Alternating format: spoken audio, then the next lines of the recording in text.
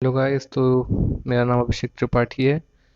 और जैसा कि आप लोगों ने थंबनेल में देख लिया होगा, ये वीडियो बेसिकली इंग्लिश लैंग्वेज जो आता है हमारे बैंक एग्ज़ाम में उससे रिलेटेड है। एक्चुअली इंग्लिश में कैसे अच्छा स्कोर किया जाए, कैसे आप मेंस में 40 में से 30 प्लस ला सकते हैं, तो उस रिगार्डिंग ये वीडियो है। और बेसिकली जो बिगनर्स हैं बैंकिंग एग्ज़ाम में, या फिर जिनकी इंग्लिश थोड़ी वीक है, वो लोग तो ये वीडियो को ज़रूर देखें। बाकी जिनकी इंग्लिश स्ट्रांग है वो तो ये वीडियो देखेंगे नहीं, ऑब्वियसली नहीं देखेंगे, क्योंकि उनको आता है इंग्लिश। तो अभी आप स्क्रीन पे देख सकते हैं कि मैंने ये अपना स्कूल का बोर्ड सर्टिफिकेट, मतलब बोर्ड का मार्कशीट क्यों रखा है। तो मैं दरअसल बताना चाहता हूँ कि मेरा भी इंग्लिश बहुत ज़्यादा स्ट्रांग नहीं था। मुझे भी मेरा डिसेंट इंग्लिश था, देख सकते हैं इंग्लिश पहले पे ही है। 100 में से 67 मार्क्स, जो कि बहुत ही 80s या 90s में नहीं है कि मैं बोलूँ अपना इंग्लिश मेरा बहुत स्ट्रांग है। बट फिर भी बैंक एग्ज़ाम में मैंने बहुत सारे में से 40 में से 30 प्लस स्कोर किया है। और प्री में भी 25, 26, 27 इतने लाए हैं मैंने। तो मतलब मेरे कहने का बेसिकली मतलब ये है कि इतने मार्क्स लाए जा सकते हैं। तो इसके पहले हम आगे बढ़ें, प्लीज़ मेरा चैनल आप लोग सब्सक्राइब कीजिए, ताकि मैं और भी दूसरे सब्जेक्ट्स की स्ट्रेटजी वीडियो लाऊं। और चलिए आगे बढ़ते हैं।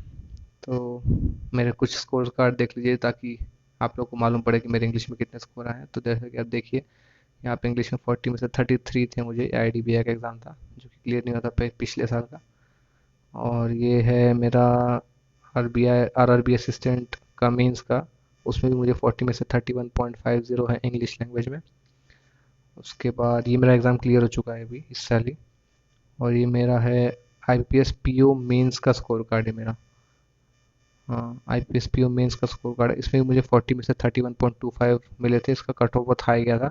बहुत सारे बच्चों का सेक्शनल कट ऑफ नहीं निकलने के कारण ये सब पेपर क्लियर नहीं हो पाया था। उनके ओवरऑल 15-15 मार्क्स भी जाते थे, बट सेक्शनल के कारण उनका ये पेपर क्लियर नहीं हुआ था इंग्लिश का।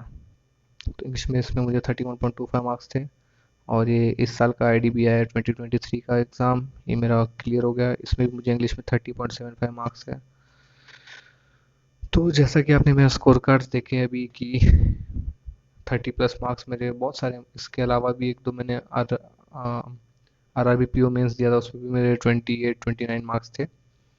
तो अभी कैसे स्टार्ट करें पढ़ना, मतलब क्या ऐसा करें कि 30 मार्क्स के आसपास हम पहुंच सकें। तो मैं बेसिकली अपने बारे में बताऊंगा कि जब मैंने बैंकिंग की तैयारी चालू की थी, तो पहले तो आपको ये जानना पड़ता है कि बैंकिंग का इंग्लिश का सिलेबस क्या है, मतलब आपको क्या पढ़ना है। अब आप अलग अलग एग्ज़ाम देखेंगे, जैसे SSC की एग्ज़ाम हो गई, या और कोई ऐसी नॉन टीचिंग स्टाफ वगैरह एग्ज़ाम निकलती है, तो उसमें जो इंग्लिश आता है वो आपका NTA कंडक्ट करवाता है, नेशनल टेस्टिंग एजेंसी या जो भी नाम है। और बाकी जो हमारा बैंकिंग एग्ज़ाम्स है ये IBPS कंडक्ट करवाते हैं। तो दोनों की जो एग्ज़ाम पैटर्न है ना इंग्लिश की, वो थोड़ी डिफरेंट है उसका सिलेबस। SSC में ज़्यादातर फोकस जो है वो ग्रामर पे किया जाता है, जिसमें एक्टिव वॉइस, पैसिव वॉइस, बाकी टेंसेस और ग्रामेटिकल क्वेश्चन वोकैब पे ज़्यादा फोकस किया जाता है SSC एग्ज़ाम में। बट हमारे बैंकिंग में ऐसा नहीं है। हमारा banking basically purely reading based है, रीडिंग बेस्ड। अगर आपकी रीडिंग अच्छी है, आपकी अंडरस्टैंडिंग अच्छी है, तो आप कर ले जाएंगे। सबसे पहले हम अगर सिलेबस देखें, मतलब हमारे बैंक एग्जाम में पूछा क्या जाता है, तो आप जैसे देख सकते हैं यहाँ पे, रीडिंग कॉम्प्रिहेंशन एक पार्ट हो गया। उसके बाद में पैरा जंबल एक पार्ट हो गया। उसके बाद में फिलर्स आता है, जैसे कि एक पैराग्राफ है उसमें 5-6 ब्लैंक्स रहेंगे, वो आपको भरना रहेगा। मैच द कॉलम्स आएगा, 3 एक साइड रहेंगे, A कॉलम में 3 B कॉलम में, उसको मैच करवाना है। विद ग्रामेटिकल एरर नहीं होना चाहिए, और सेंटेंस जो है फॉर्मेशन मतलब कुछ मीनिंग बनना चाहिए, तो वो रहता है। बाकी सेंटेंस अरेंजमेंट रहता है, पैराजम्बल से रहता है, एक ही सेंटेंस रहेगा, उसमें 4-5 पार्ट रहेंगे, ABCDE। उसको आपको प्रॉपरली अरेंज करना है, क्या पैटर्न बनेगा उसके हिसाब से। ग्रामर का बेसिकली अगर मैं बोलूँ, सबसे ज़्यादा इंपॉर्टेंस जो है वो एरर स्पॉटिंग में है। एरर स्पॉटिंग में ही आपको ग्रामर की ज़रूरत पड़ती है। उसके अलावा मुझे नहीं लगता कि कहीं ग्रामर की पड़ती होगी, बट बहुत ही कम, जो कि किया जा सकता है। And lastly vocab. वोकैब में बोलूँ तो, अगर आप रीडिंग कॉम्प्रिहेंशन जो पैसेज आता है, अनसीन पैसेज, उसमें एक दो वोकैब के क्वेश्चन आ गए तो आ गए, वो भी एंटोनिम सिनोनिम्स के फॉर्म में या सिमिलर वर्ड के फॉर्म में, बस। उससे ज़्यादा नहीं आता वोकैब। मोस्टली अगर आप देखेंगे, मैच द कॉलम हो गया आपका, पैराजम्बल हो गया, रीडिंग कॉम्प्रिहेंशन हो गया, फिलर्स हो गया, सेंटेंस रीअरेंजमेंट हो गया। 40 में से 30 मार्क्स का आपका जो पेपर है वो सिर्फ रीडिंग बेस्ड रहेगा। तो ये आपको समझना पड़ेगा। ओवरऑल जैसे हम बोले, 100% का अगर जो आपका इंग्लिश का पेपर, उसमें 80% रीडिंग बेस्ड, 20% ग्रामर का क्वेश्चन आएगा, बस। तो आपका बेसिक फोकस जो होना चाहिए वो होना चाहिए रीडिंग पे, ये आपको समझना है। तो सबसे पहले हम क्या करें, कैसे इंग्लिश में अच्छा स्कोर करने के लिए शुरू कहाँ से करें। तो मैं बोलूँगा कि रीडिंग करना है आपको। तो जब मैंने अपना स्टार्ट किया था बैंकिंग प्रिपरेशन, तो मैंने भी द हिंदू की जो एडिटोरियल्स पार्ट होता है, पूरा पेपर नहीं पढ़ता था मैं, क्योंकि करंट अफेयर पढ़ने के लिए ऑलरेडी बहुत सारे ऐप्स हैं न्यूज़ पढ़ने के लिए, और वो अच्छे क्रिस्प में क्रिस्प क्रिस्प रहता है और बहुत ही सही रहता है। मतलब कम टाइम में आप हाफ आवर 1 आवर में पूरा न्यूज़ पढ़ लेते हैं। तो आपको पूरा न्यूज़पेपर पढ़ने की बिल्कुल ज़रूरत नहीं है।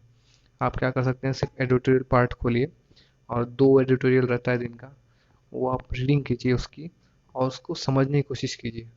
जैसे कि यहाँ लिखा है रीडिंग एंड अंडरस्टैंडिंग, ये साइकिल फॉलो होना चाहिए। ऐसा नहीं कि आपने पैसेज पढ़ लिया, आपको बस पढ़े जा रहे हो, आपको समझ में नहीं आ रहा।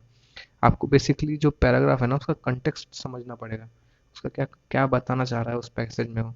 तो वो कैसे आएगा, अब जैसे एक पैसेज है आप पढ़ रहे हैं, बट बीच में 4-5 वर्ड मीनिंग ऐसे आ जाएंगे, वर्ड्स ऐसे आ जाएंगे इसकी मीनिंग आपको नहीं पता है, तो आप उस सेंटेंस को समझ ही नहीं पाएंगे अगर वो एक पर्टिकुलर वर्ड का आपको मीनिंग नहीं पता है। तो आप क्या कीजिए, जब भी पढ़िए पैराग्राफ, तो साथ में मोबाइल, जैसे मैं क्या करता था जब मैं पढ़ रहा हूँ, बीच में कोई वर्ड आ गया मुझे नहीं समझा, मैंने तुरंत गूगल सर्च कर लिया, उसका मतलब समझा, तो मैंने फिर सेंटेंस को समझने की कोशिश की कि क्या मुझे अब सेंटेंस समझ में आ रहा है। तो अगर वो सेंटेंस समझ में आ रहा है तो फिर मैं आगे बढ़ता था।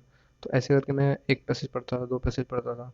और वर्ड मीनिंग, जैसे कुछ लोग पूछते हैं कि क्या हमें वर्ड लिखने चाहिए कि नहीं लिखने चाहिए, तो मेरा सजेशन ऐसा रहेगा कि वर्ड शुरू में मैं भी लिखता था, जैसे कि मैं आपको इसमें अपने फोटोज में दिखाता हूँ।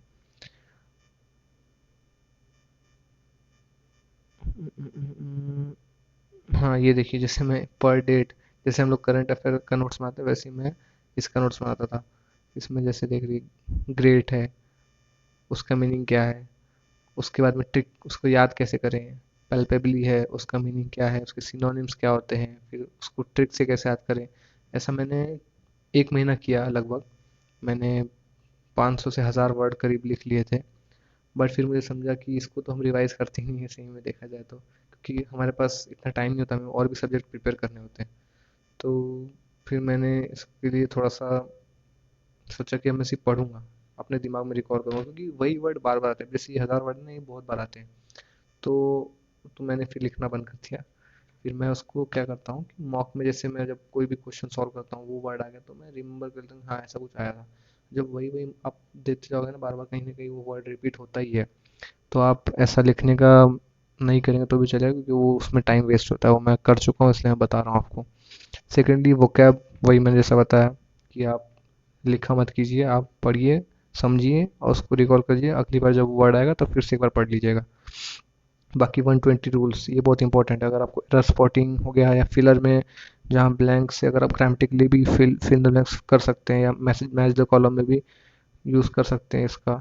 तो 120 रूल्स आपको बहुत ज़रूरी है, इसकी मैंने पूरी एक नोट्स ही बना ली थी अपनी 120 रूल्स के लिए, जो कि मुझे बहुत काम आई। जब भी मेरा एग्ज़ाम, कोई भी प्री का एग्ज़ाम या मेंस का एग्ज़ाम होता है, तो मैं अपने 120 रूल्स रिवाइज करके चले जाता हूँ। मैं पूरे 120 रूल्स लिख के रखे हैं, देखिए। ये मैंने निमिषा बंसल मैम से किया है, जो कि वेरी हेल्पफुल था मेरे लिए, अभी भी हेल्पफुल है। जब भी मैं कोई एग्ज़ाम देता हूँ तो मैं इसको रिवाइज कर लेता हूँ, 2 दिन के अंदर आधे आधे रूल करके रिवाइज कर लेता हूँ। और वो मुझे हमेशा काम आता है, 5-6 में से मेरे 3 से 4 एरर स्पॉटिंग राइट होते होते हैं। तो आप वो कर लीजिए। उसके बाद ये सब्जेक्ट वर्क एग्रीमेंट बहुत इंपॉर्टेंट टॉपिक है। इसके भी निमिषा बंसल मैम ने कुछ 2 घंटे का वीडियो बनाया है अलग अलग पार्ट में, बहुत सारे कंसेप्ट है इसके। तो ये भी कर लीजिए, ये सब्जेक्ट वर्क एग्रीमेंट और 120 रूल्स ऑफ ग्रामर, ये सफिशिएंट है आपके ग्रामर पार्ट के लिए। बाकी पूरा पेपर आपका रीडिंग बेस्ड है, जितना अच्छा आपका रीडिंग रहेगा, अंडरस्टैंडिंग रहेगा, आप इंग्लिश इजीली कर लेंगे। तो आप रीडिंग हैबिट बढ़ाइए बनाइए। आपको हिंदू हार्ड लगती है, आप कोई भी स्टोरी पढ़िए, नॉवल पढ़िए, आप गूगल से कुछ भी पढ़ लीजिए, बस इंग्लिश में पढ़िए, उसका उसमें कुछ वर्ड मीनिंग नहीं आ रही है तो वो आप कीजिए, बस इतने से आपका हो जाएगा, ये मेरा मानना है। मैंने भी ऐसे ही किया था, कुछ अलग नहीं। और प्रैक्टिस कहाँ से करना है, प्रैक्टिस कहाँ से करना है, कुछ प्रैक्टिस नहीं, इसमें सिर्फ मॉक लगाइए। Don't be afraid of mock score, जैसा कि मेरा आखिरी पॉइंट है। मॉक में आज भी मैंने 2 एग्जाम में सिलेक्शन लिए, मैंने इतने सारे पेपर में 30+ लाए, बट मॉक मेरे कभी इंग्लिश में 30+ नहीं आते किसी भी मेंस वाले मॉक में। और प्री भी, अगर पीओ का प्री हो तो वो भी 18 to 20 का राउंड रहता है। बट मॉक्स के स्कोर से डरना नहीं है, आपको सीखना है ना। मॉक आपका एक्चुअल एग्जाम थोड़ी होता है आपके सीखने के लिए।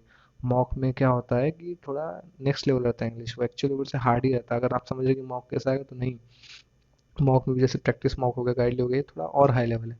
आप टेक्स्ट बुक और ऑलिव बोर्ड का मॉक देखेंगे तो वो एक अच्छा लेवल रहता है, एग्जाम से थोड़ा सा ऊपर, बट वो अच्छा है, वो ऐसे लेवल पे आपको इंग्लिश प्रिपेयर करनी चाहिए। उसके जो सॉल्यूशंस होते हैं, जैसे टेक्स्ट बुक एक बेस्ट एग्जांपल इंग्लिश के लिए पढ़ने के लिए, क्योंकि उसके जो सॉल्यूशंस देते हैं ना, प्रॉपर आपको समझा के देगा, प्लस उससे रिलेटेड ग्रामर वोकैब सब उसी सॉल्यूशन में रहेगा। तो वो एक अच्छा ऑप्शन है आपके इंग्लिश के लिए।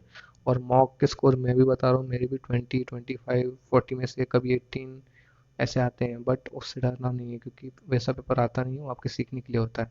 आप परसेंटाइल देखिए, आपका अगर 80 परसेंटाइल तक आ रहा है इंग्लिश में तो अच्छा है, अच्छा स्कोर है वो, मतलब आप पेपर में अच्छा कर जाएंगे। अगर आपका 60 to 70 परसेंटाइल आ रहा है इंग्लिश सेक्शन में तो आपको थोड़ी इंप्रूव करने की ज़रूरत है, बट जैसा मैंने बताया, रीडिंग पे ज़्यादा फोकस करिए, कंटेक्स्ट समझिए। कोई भी पैराग्राफ, कोई भी लाइन, कोई भी सेंटेंस का कंटेक्स्ट क्या है, वो क्या बताना चाह रहा है, वो आप समझ गए ना, तो बस आपका काम हो जाएगा। वोकैब पे भी इतना फोकस नहीं करना है, मैंने भी नहीं किया था। जो आप कुछ पढ़ रहे हैं उसमें कोई वर्ड आ गया, उसको पढ़, उसका हिंदी में क्या मीनिंग होता है वो आप समझ लीजिए। अगली बार कभी वर्ड आएगा फिर बार समझ लीजिए। आप पूरे बैंकिंग प्रिपरेशन के दौरान उसको कम से कम 10-20 बार कहीं ना कहीं देख ही लेंगे, तो उसकी टेंशन मत लीजिए, आप बस रीडिंग पे फोकस कीजिए। ये मेरा कहना था। बाकी आपको अच्छा लगा हो वीडियो, अगर और किसी डाउट हो आपको कुछ तो मुझे पूछिए, मैं बताऊंगा, बिल्कुल हेल्प करूंगा। बाकी मेरे चैनल को सब्सक्राइब कीजिए ताकि मैं और भी दूसरे सब्जेक्ट की स्ट्रेटजी भी ला सकूं और आपको बता सकूं। Thank you so much.